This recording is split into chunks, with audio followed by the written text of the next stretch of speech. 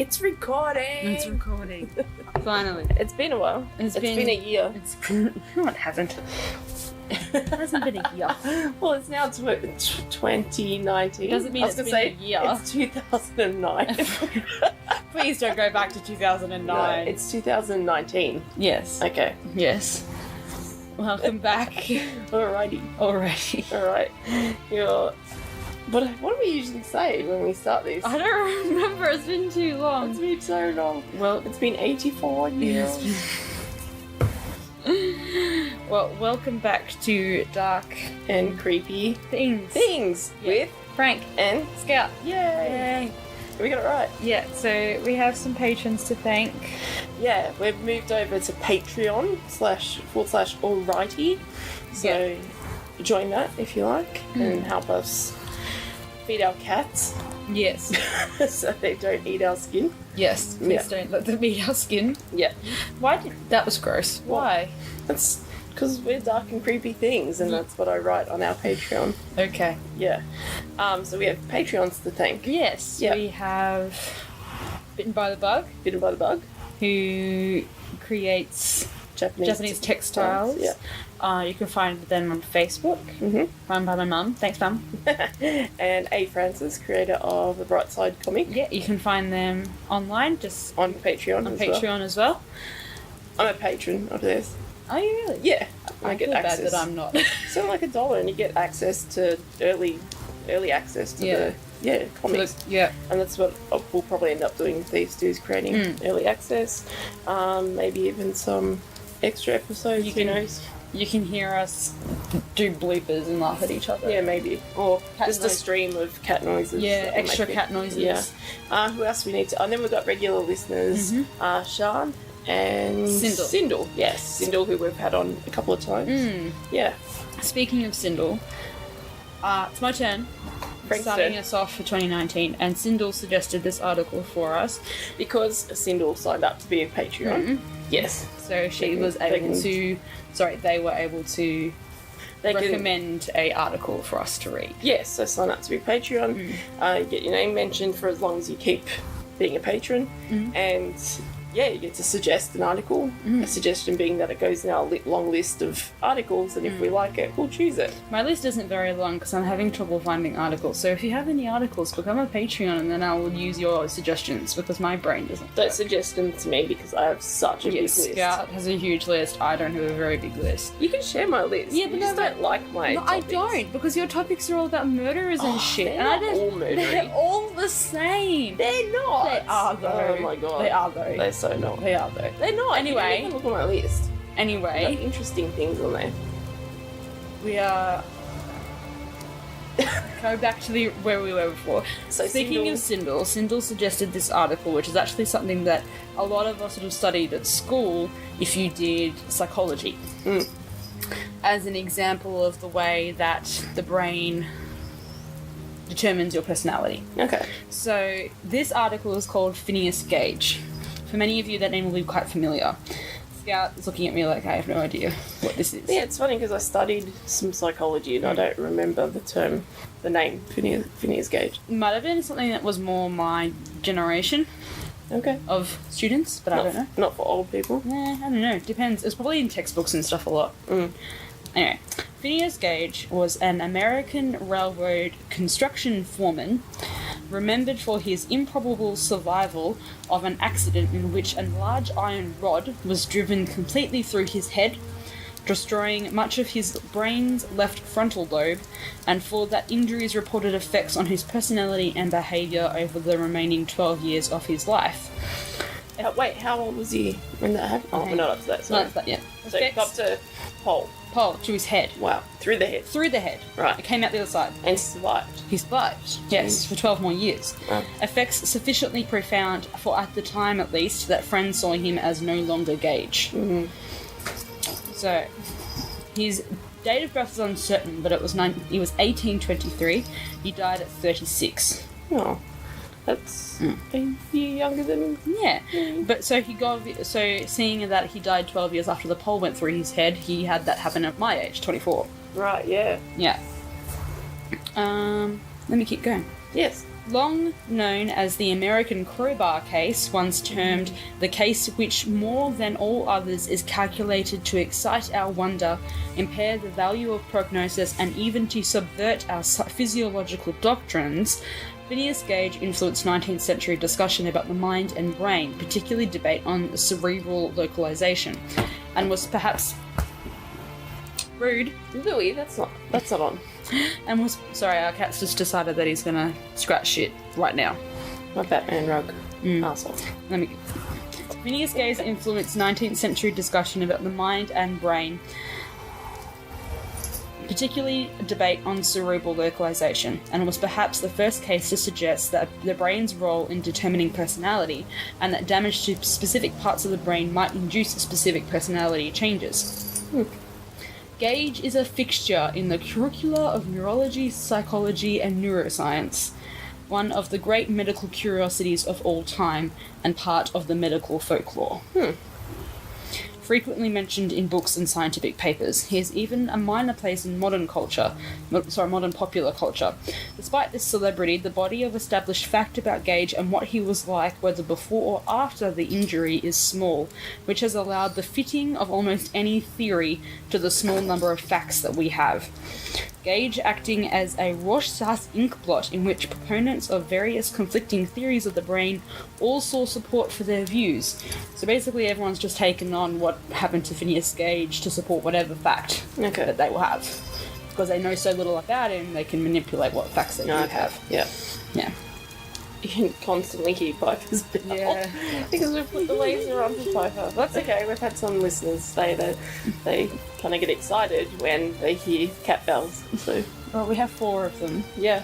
so there's bound to be one going off most of the time. Let me move on to his life. I'm not going to do his background because it's kind of boring. I'm just going to go into the accident. Okay. So, the accident. On September 13th... Are there any pictures? Yes, there are. September 13th, 18... Not of him, not of his injuries. They're like... More like illustrations. This was 1820. They didn't have cameras. Fair enough. So, okay, 1840 rather. On September 13th, 1848, Gage was directing a work gang blasting rock while preparing the roadbed for Rutland and Burlington Railroad south of the village of Cavendish, Vermont. We have a little laser that does laser things by itself. Sometimes Piper decides to knock over the laser. He pretty much just looked at it and went, "Fuck you," and just bashed it over. And now that just got me in the eye, and now it's on the ceiling instead of on the floor. We're gonna have a cat hanging from the ceiling in a second. Alright, sorry. That's alright. Setting a blast entailed boring a hole deep into an outcrop of rock, adding blasting powder and a fuse. Fuck. Go to bed! And then using the tamping rod to pack sand, clay, or other inert material. Wait, can you start that again? Sure. On September 13th, 1848, Gage was directing a work gang blasting rock while preparing the roadbed for Rutland and Burlington Railroad south of the village of Cavendish, Vermont. Okay. Setting a blast entailed boring a deep hole into the rock, adding blasting powder and a fuse, and then using the tamping iron to pack sand, clay, or other inert material into the hole above the powder in order to contain the energy and direct it into the rock. So you can blast the rock apart. Yeah. As Gage was doing this around 4:30, his attention was attracted by his men working behind him.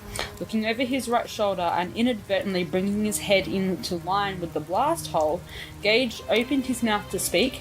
In the same instant, the tamping iron sparked against the rock, possibly because the sand had been omitted. He forgot to put the sand in. The powder then exploded.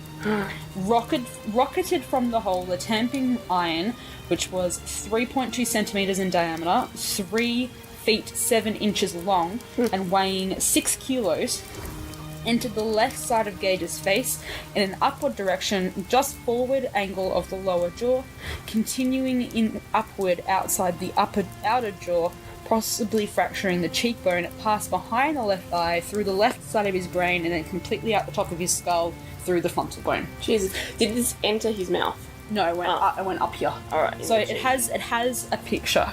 Yeah, and I'll be posting the link in the... Has a picture. description. It's gone underneath his cheekbone, through his eye, and out the top of his head. It's just when you read that, like he's opened his mouth at the same... No. The fact that he's got his mouth open, and that it went sort of underneath that, if he had his mouth closed, it probably would have gone through his jaw. Right, But, yeah.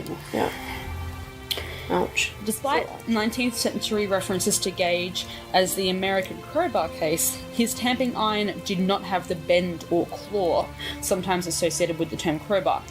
Simply, it was rather just a pointed cylinder, something like a javelin, round and fairly smooth. The tamping iron landed some 25 metres away, smeared with blood and brain. So it's gone in him and then come out? Yep, 25 metres away. Jesus. Yeah. Gage was thrown onto his back and gave some brief convulsions of the arms and legs, but spoke within a few minutes, walked with little assistance, and sat upright in an ox cart for the 1.2 kilometre ride to his lodgings in town. About 30 minutes after the accident, physician Edward H. Williams, finding Gage sitting in a chair outside the hotel, was greeted with one of the great understatements of medical history. When I drove up, he said, "Doctor, here is business enough for you. I first noticed the wound upon the head before I alighted from my carriage, the pulsations of the brain being very distinct. The top of the head somewhat appeared like an inverted funnel, as if some wedged-shaped body had passed from below upward. Mr. Gage, during the time I was examining this wound, was relating the matter in which he was injured to the bystanders. I did not believe Mr. Gage's statement at the time, but thought he was deceived.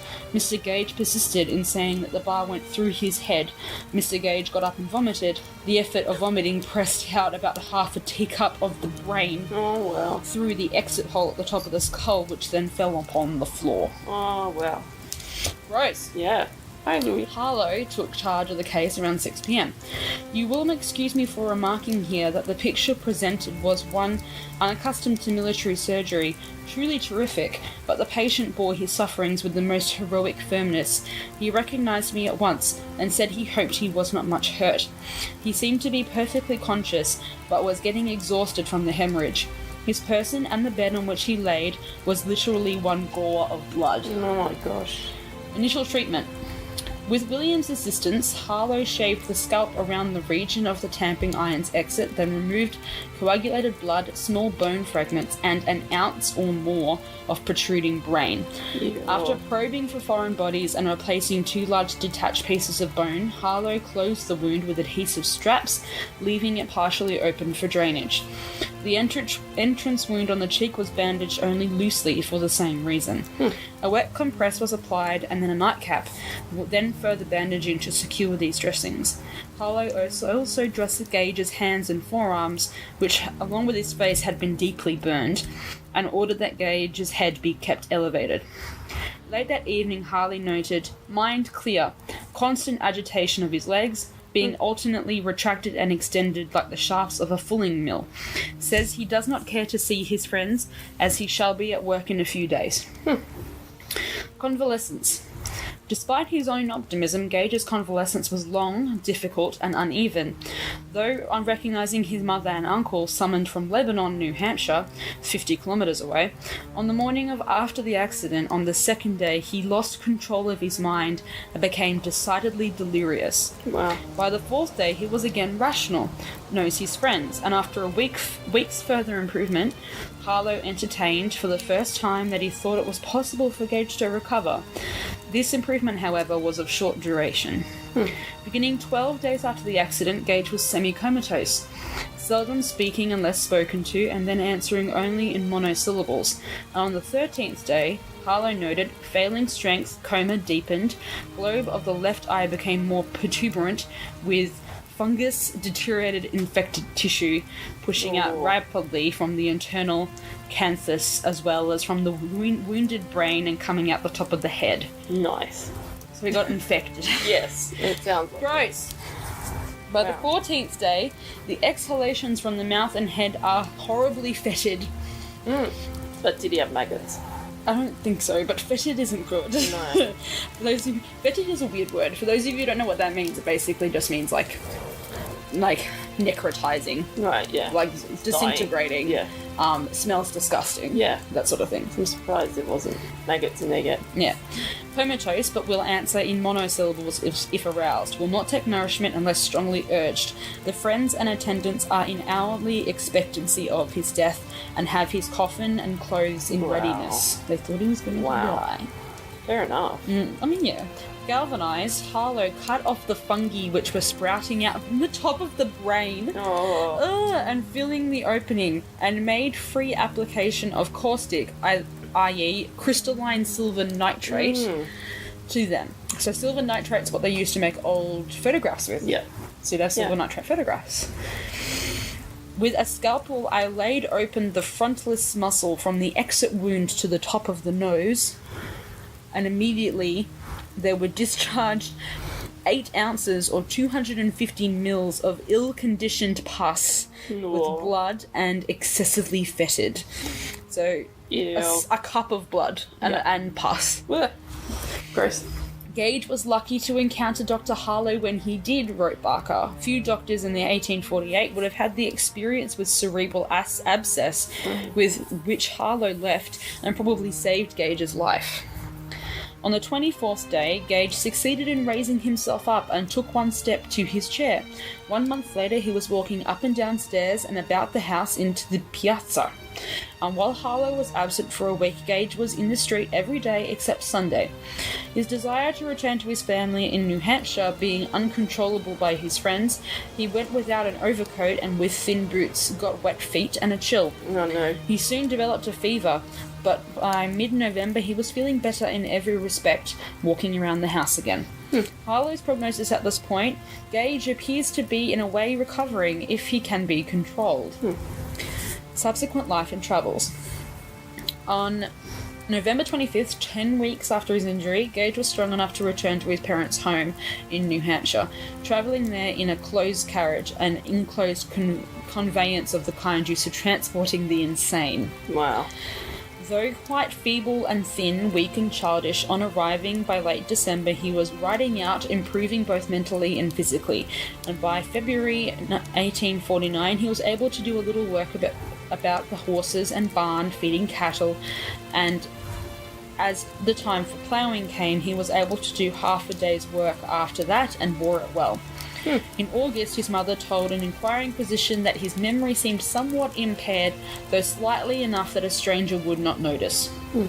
In April 1849, Gage returned to Cavendish and visited Harlow, who noted that at the time of loss of vision and ptosis? What does that mean? Ptosis. Drooping or falling of the upper eyelid. Okay. So his eyelid wouldn't open. Of his left eye. A large scar on the forehead from Harlow's draining of the abscess, and upon the top of the head a quadrangular fragment of bone, raised and quite prominent. Behind this is a deep depression, beneath which the pulsations of the brain can be perceived. Oh. Partial paralysis of the left side of the face. His physical health is good, and I am inclined to say he has recovered. Has no pain in the head, but says he has a queer feeling which he is not able to describe. Oh no, not a queer feeling. Queer feeling. It reminds me of how babies have that thing when they're born, their skull bones aren't fused together yet, oh, yeah. and they have that pulsating bit in the center of their head. Mm-hmm. It's creepy. Gage's rear most upper molar immediately adjacent to the entry point from the cheek was also lost. Though a year later some weakness remained, Harlow wrote that physically the recovery was quite complete during the 4 years immediately succeeding the injury. In November 1849, Henry Jacob Bigelow, the professor of surgery at Harvard, brought Gage to Boston for several weeks, and after satisfying himself that the tamping iron had actually passed through Gage's head, presented him to a meeting of the Boston Society for Medical Improvement, and possibly to the medical school class.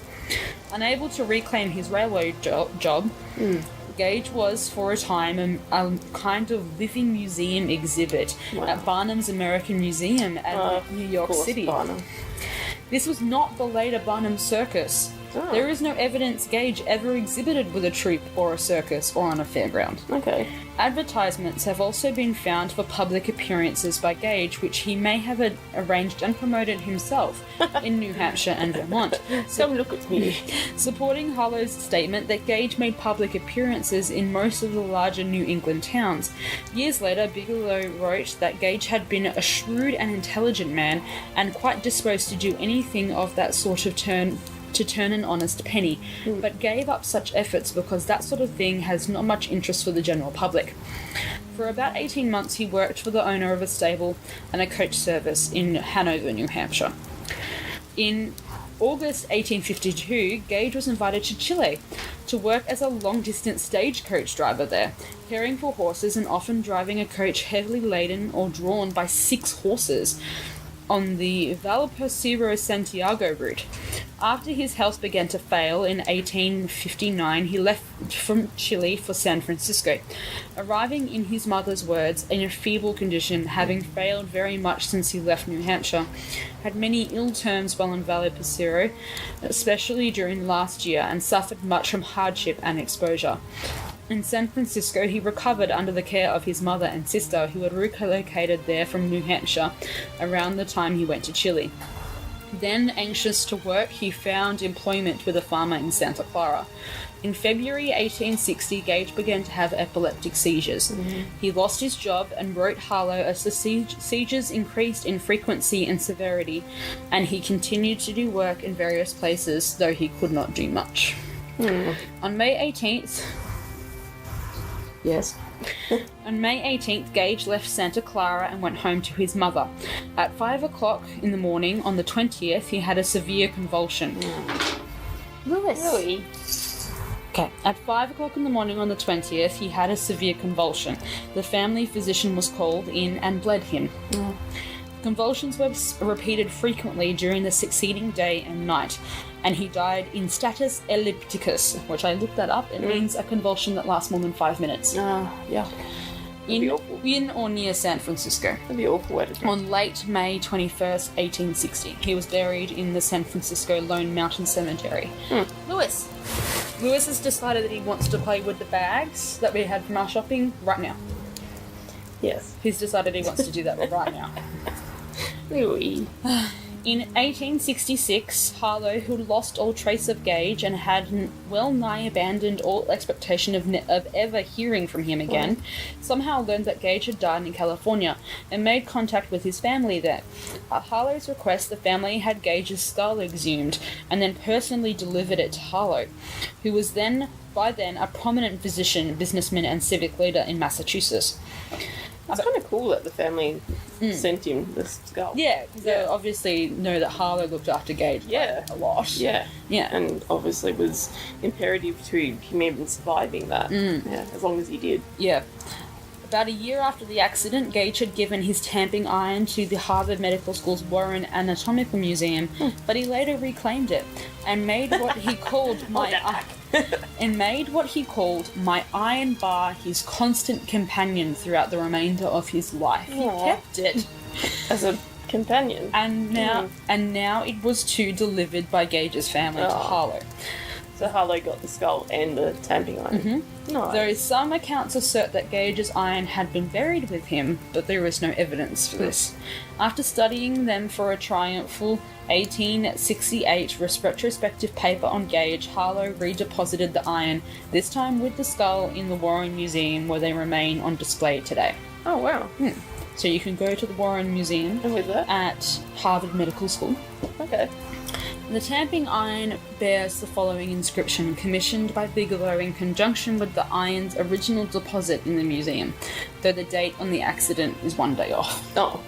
This is the bar that was shot through the head of Mr. Phineas P. Gage at Cavendish, Vermont, September 14th, 1848. He fully recovered from the injury and deposited this bar in the Museum of the Medical College of Harvard University. On the date 6th of January 1850 falls within the period during which Gage was in Boston under Bigelow's observation. In 1940, Gage's headless remains were moved to Cypress Lawn Memorial Park as part of a mandated relocation of San Francisco's dead to new resting places outside of city limits. Yep. So he was originally buried in Lone Mountain Cemetery, but he had to be moved. Yeah. Everyone had to be moved. Yeah. That happens sometimes. Mental changes and brain damage. Gage may have been the first case to suggest the brain's role in determining personality, and that damage to specific parts of the brain might induce specific personality changes. But the nature, extent, and duration of these changes have been difficult to establish. Only a handful of sources give direct information on what Gage was like either before or after the accident. The mental changes published after his death were much more dramatic than anything reported while he was alive, and few sources are explicit about the period of Gage's life to which each of their various descriptions of him is meant to apply. So early observations. So from the year it happened, 49 to 52. Harlow, just virtually our only source of information according to psychologist Malcolm McMillan, describes the pre-accident Gage as hardworking, responsible, and a great favourite with the men in his charge, his employers having regarded him as the most efficient and capable foreman in their employ. He also took pains to note that Gage's memory and general intelligence seem unimpaired after the accident outside the periods of delirium. Nonetheless, these same employers, after Gage's accident, considered the change in his mind so marked that they could not give him his place again. The equilibrium, or balance, so to speak, between his intellectual faculties and animal propensities seems to have been destroyed. He is fitful, irreverent, how do you pronounce that word? Irreverent? Yes. Irreverent, indulging at times in the grossest profanity which was not previously his custom, manifesting in but little difference for his fellows, impatient of restraint or advice when it conflicts with his desires, at times pertinaciously obstinate, yet capricious and vacillating, devising many plans of future operations which are no sooner arranged than they are abandoned in turn for others appearing more feasible. A child in his intellectual capacity and manifestations, he has the animal passions of a strong man. Previous to his injury, although untrained in the schools, he possessed a well-balanced mind, and was looked upon those who knew him as shrewd, smart businessman, very energetic and persistent in executing all his plans of operation. In this regard, his mind was radically changed, so decidedly that his friends and acquaintances said he was no longer Gage. This description, now routinely quoted, is from Harlow's observations, set down but soon after the accident, but Harlow, perhaps hesitant to describe his patient negatively while he was still alive, delayed publishing it until 1868 after Gage had died, and his family had supplied what we so much desired to see, as Harlow termed Gage's skull. In the interim, Harlow's 1848 report was published just as Gage was emerging from his convalescence, merely hinted at psychological symptoms. The mental manifestations of the patient I reserve to a future communication. I think the case is exceedingly interesting to the enlightened physiologist and intellectual philosopher. But after Bigelow termed Gage quite recovered in faculties of body and mind with only inconsiderable disturbance of function, a rejoinder in the American Phrenological Journal states that there was no difference in his mental manifestations after the recovery is not true. He was gross, profane, coarse, and vulgar, and to much degree that his society was intolerable to decent people. The rejoinder was apparently based on information anonymously supplied by Harlow, pointing out that Bigelow's extensive verbatim quotations from Harlow's 1848 papers omitted Harlow's promise to follow up with details of Gage's mental manifestations. Barker explains Bigelow's and Harlow's contradictory evaluations by differences in their educational backgrounds, in particular their attitudes towards cerebral localization, or the idea that different regions of the brain are specialized for different functions, and phrenology, the 19th century pseudoscience that held that talents and personality can be inferred from the shape of a person's skull. Yes. So Harlow basically said, Have you actually seen one of those skull statue things? Yeah, a phrenology skull. Yeah. Yeah, like, if this bit's bumpy, you have whatever. Yeah. Or, and it's, like, mapped out. Like, yeah. It's interesting. Yeah, but, obviously, pseudoscience. Yeah. But so Harlow basically said, I don't want to say anything because he's still alive. Yeah. Bigelow has gone, you don't want to, like, Bigelow has taken that from saying, and basically saying that it hasn't changed. Harlow's like, wait, no, that's not what I said. Yeah. I said that I don't want to say anything, I will talk about this later, but he's still alive. I don't want to talk about him while he's still alive. I don't want to speak ill of, this person who's still alive. Yeah. Harlow's interest in phrenology prepared him to accept the change in Gage's character as a significant clue to cerebral function which merited publication. Bigelow had been taught that damage to the cerebral hemispheres had no intellectual effect, and he was unwilling to consider Gage's deficit significant. The use of a single case to prove opposing views on phrenology was not uncommon. The reluctance to ascribe a biological basis to higher mental functions such as language, personality, and moral judgment beyond merely the sensory and motor may have been further reason Bigelow discounted the behavioural changes in Gage which Harlow had noted. Hi, Claudia. So basically Claudia is trying to strangle me right now. Yeah. Yeah, did you? Bigelow didn't want to say that his brain being destroyed was the reason why he turned out to be a shithead. Yeah. So he just ignored it. Oh, okay. Pretty much. Yeah. But why didn't Bigelow want to... Because his ideas were different. Okay. And he didn't want to take this one case as... He ignored it. Yeah. Basically said this is one case, it doesn't mean anything. Yeah. Or pretended that the evidence wasn't there. Which does happen sometimes. People like to like to cherry pick what they want. True. Later observations. So this is 52 to 58, which is like 10 years after. Okay.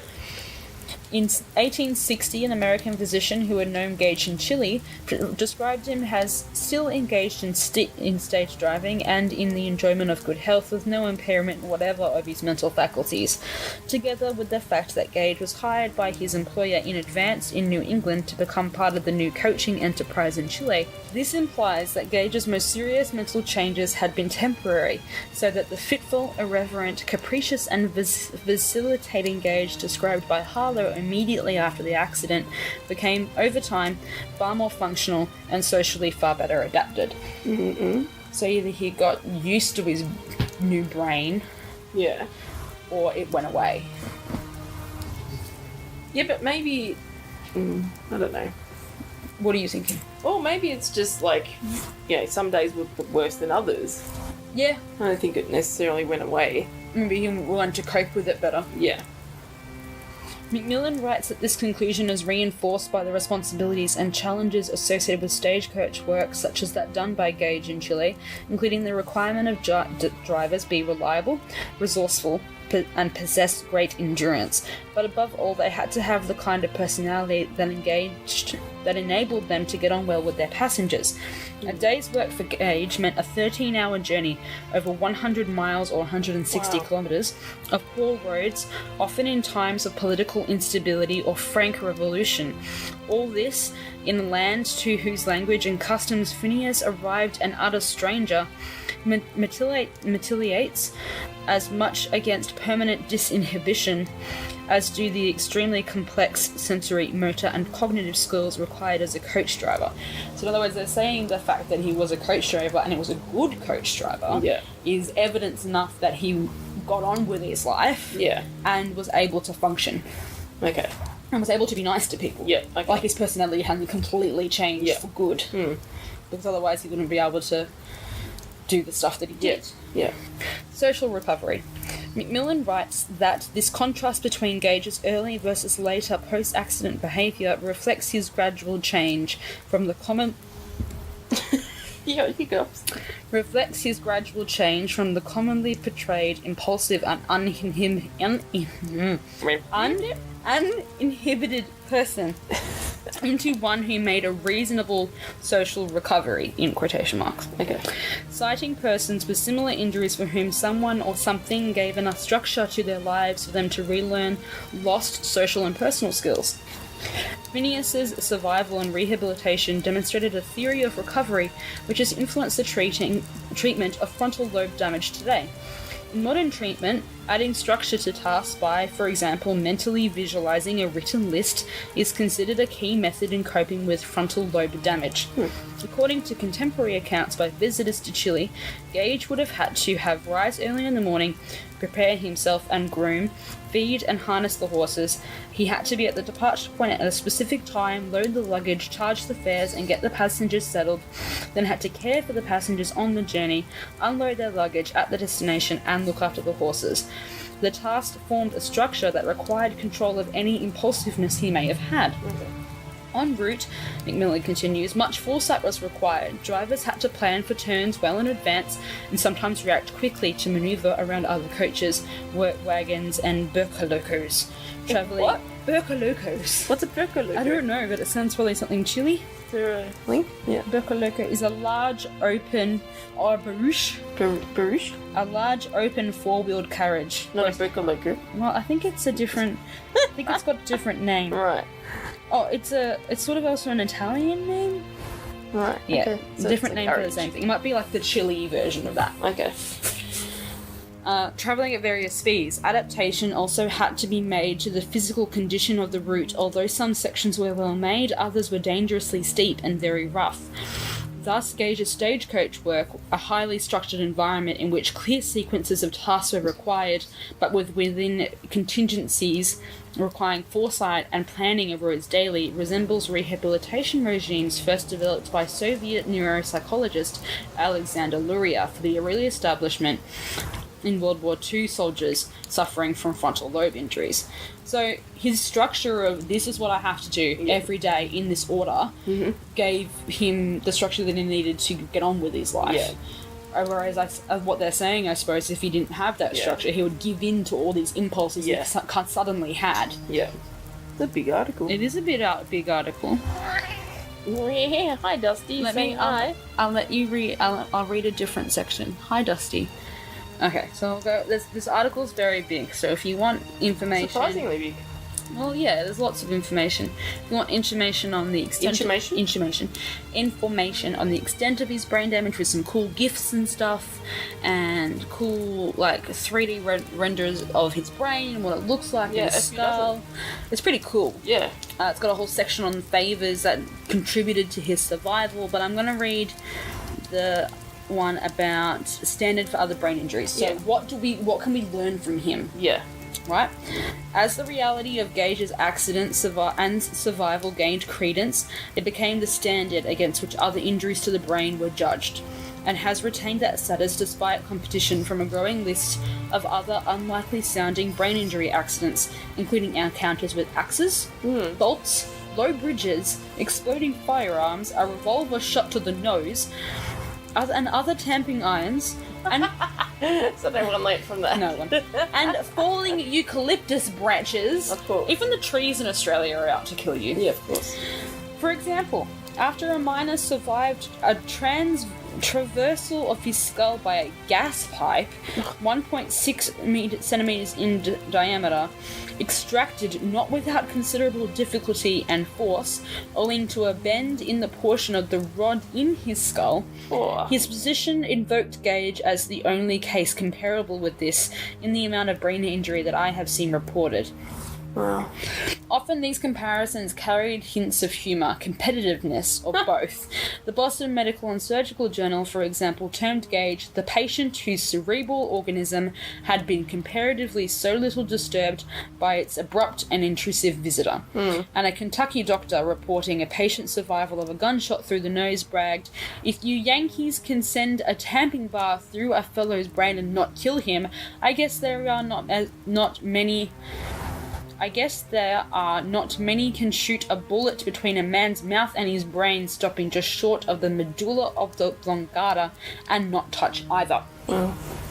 Similarly, when a lumber mill foreman returned to work soon after a saw cut 3 inches into his skull, just between the eyes to behind the top of his head, why? Yeah, but yeah. His surgeon, who had removed from this wound 32 pieces of bone, Wow. together with considerable sawdust, termed the case second to none reported, saving the famous tamping iron case of Dr. Harlow. Though apologising that I cannot well gratify the desire of my professional brethren to possess the patient's skull until he has no further use for it himself. I can't give you his skull till he's dead, guys. He's not dead yet. Wow. Dusty! Just leave her get a drink. As these and other remarkable brain injury survivals accumulated, the Boston Medical and Surgical Journal pretended to wonder whether the brain has any function at all. Pretended to wonder. Since the antics of iron bars, gas pipes, and the like, skepticism is discomfited and dares not utter itself. Brains do not seem to be of much of account these days. No, doesn't appear. The transactions of the Vermont Medical Society have been similarly facetious. The times have been, says Macbeth, that when the brains were out, the man would die. But now they rise again. Quite possibly we shall soon hear that some German professor is exsecting it. What? Removing it? Exsecting it. Okay. Dictionary. Means to cut out or away. In other words, we'll soon find a German who was cutting out the brain. Theoretical misuse. Of what? Of his case. Right. Although Gage is considered the index case of personality change due to frontal lobe damage, the uncertain extent of his brain damage and the limited understanding of his behavioural changes render him more of a historic than neurological interest. Thus, Macmillan writes, Phineas' story is primarily worth remembering because it illustrates how easily a small stock of facts becomes transformed into a popular and scientific myth. The paucity of evidence having allowed the fitting of almost any theory to the small number of facts that we have. A similar concern was expressed as early as 1877 when British neurologist David Ferrier, writing to Harvard in an attempt to have this case definitively settled, complained that in investigating reports on diseases and injuries of the brain, I am constantly being amazed at the inexactitude and distortion to which they are subject by men who have some pet theory to support. The facts suffer ever so frightfully. No. More recently, neurologist Oliver Sacks refers to the interpretations and misinterpretations of Gage from 1848 to present, and Jarrett discusses the use of Gage's to promote the myth, found in hundreds of psychology and neuroscience textbooks, plays, films, poems, and YouTube skits. Personality is located in the frontal lobes, and those that are damaged, a person is changed. Once those are damaged, the person is changed forever. Obviously not. Obviously not. No. In the 19th century debate on whether the various mental functions are or are not localized in specific regions of the brain, called cerebral localization, Of course. both sides managed to enlist Gage in support of their theories. For example, after Dupuy wrote that Gage proved that the brain is not localized, characterizing him as a striking case of destruction of the so-called speech center without inconsequent aphasia, Ferrier made a devastating reply in his 1878 lectures on localization of cerebral disease, using Gage along with woodcuts of his skull and tamping iron from Harlow's paper to demonstrate that the brain is localized. So basically people are just manipulating the... Yeah. And same for phrenology. Yeah. So throughout the 19th century, adherents of phrenology contended that Gage's mental changes stemmed from the destruction of his mental organ of benevolence, as phrenologists call it, the part of the brain responsible for goodness, benevolence, and the gentle character, and to dispose man to conduct himself in a manner conformed to the maintenance of social order, and or the adjacent organ of veneration, related to religion and God, and respect for peers and those in authority. Phrenology held that the organs of the grosser and more animal passions are near the base of the brain, literally the lowest, and near the animal man, and nearest the animal man, highest and farthest from the sensual are the moral and religious feelings, as if to be nearest to heaven. So the top of your head is religion, the bottom of your head is sex, Yes. essentially. Yeah. Makes sense. Thus, veneration and benevolence are at the apex of the skull, the region of Gage's exit of the tamping iron. Yeah. Harlow wrote that Gage, during his convalescence, did not estimate size or money accurately and would not take $1,000 for a few pebbles, and was not particular about prices when visiting local stores. By these examples, Harlow may have been implying damage to phrenology's organ of comparison. Wow. It is frequently asserted that what happened to Gage played a role in the later development of various forms of psychosurgery, particularly lobotomy. Or even that Gage's accident constituted the first lobotomy. Aside from the question of why the unpleasant changes usually, if hyperbolically attributed to Gage, would inspire surgical imitation, there is no such link, according to Macmillan. There is simply no evidence that any of these operations were deliberately designed to produce the kinds of changes in Gage that were caused by his accident, nor that the knowledge of Gage's fate formed part of the rationale for them. What his case did show came solely from his surviving his accident. Major operations could be performed on the brain without the outcome necessarily being fatal. So we'll leave it there. Yeah. But there is a lot of information in this article. It's huge. Oh, that was very interesting. It's interesting that, he was one of the first people who had recorded traumatic brain injury and survived. Yeah. And I found it interesting that everyone used his case to sort of try and influence their views one way or the other. Yeah. So no matter what side of the argument you were, you used Gage. Yeah. What do you think? Yeah, it's interesting. It's not dark or creepy. I find it creepy. I liked the descriptions of the stuff in the gory stuff. Yeah, the gory stuff. Of course you did. Yeah. I found it interesting, the science stuff. Yeah. But yeah, the gory stuff was kind of gross. It was kind of gross. I didn't realise he got infections and stuff after. Yeah, well, it's not surprising. Even now, keeping that kind of wounds clean and free of infection would be pretty hard. Yeah, I mean, nowadays you'd have things like draining tubes and stuff, and you try and repair it as much as possible. Even when you've got draining tubes, you can still get infection. Yeah, it's not foolproof. No. And it's just interesting because I was always taught that his personality changed completely and it stayed that way. Yeah. It's interesting to hear that actually it did change quite a bit, but it didn't stay that way. No. He learnt to cope, or he did things that meant his recovery was better. Yeah, by keeping routine and order. Which is something apparently we do now. Yeah. If someone has has frontal lobe injury, keeping them in a nice regular routine, having lists and all that crap helps. Yeah. And it's interesting that he just did that because it was obviously easiest for him. Yeah. And he wanted to work. Yeah. So he found work that worked. Work that worked. Yeah. Alrighty then. Well, thank you. Thanks for the suggestion. Thanks, Cyndal. Yeah, that was a good one. I liked that one. Yeah, it's a bit sciencey. Yeah. Well, next one you can make gory and gross and dark and whatever. And murdery as much as you like. Yes. But it was very, very interesting. Because I don't think I got taught about Phineas Gage as such, but I did know a little.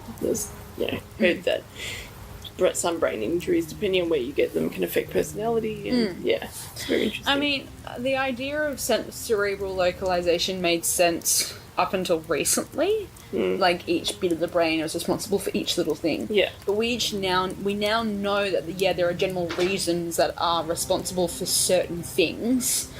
Like you have a speech region or crap. But they're all interlinked. You can't really say that one is in one particular spot. It's not one cell that does one thing. Yeah, it's not as clean cut. No.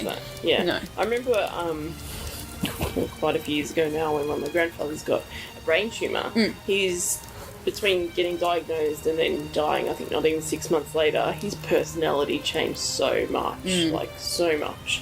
It was really sad. He had an inoperable brain tumour, didn't he? Yeah. Yeah, it must have grown. It grew so fast. But he went from being, well-spoken and all that kind of stuff, and confident to, talking a bit like a baby. And Yeah. and messing himself and Yeah. all that kind of stuff. I suppose, he lost the ability to do certain things. Yeah, Brain function. tumour got in the way. Yeah, pretty much. Yeah. And it also affected memory and not even memory, like his day-to-day function. Like he wouldn't even know he was at the hospital someday. Well, executive function, they call that. Yeah. Yeah. Mm. The ability to be able to function as a human. Yes. Really. Yeah. It's pretty Yeah. awful. Anyway, we'll leave it there on that sad note. Yes. And we'll see you guys next time. We're doing every 2 weeks from now, aren't we? Yeah, I think so. So if we just, start this one go out in the start of Feb, do every fortnight up till December again. We'll probably still aim for at least 20 episodes, maybe 22 this year. Yep. Yeah. Sounds good. Does sound good, and we'll try and make them a bit longer. Yeah. So this one was a relatively long one. Yeah. Yeah. Over 45 minutes. Yeah. Yeah. Thanks for that, Frank. That's okay. Thanks, Cyndal. Yes, and thanks, Cyndal, Thank for you. the suggestion in our Patreon messages. Yeah. Phineas Gage. Yeah, cool. Alrighty. We'll leave it there. Okay. And thanks again to our patrons. Thank you, patience. Okay. We love you. Okay. See you next time. See you next time. Do I hit that one? Yep. Is that stop? No, it didn't.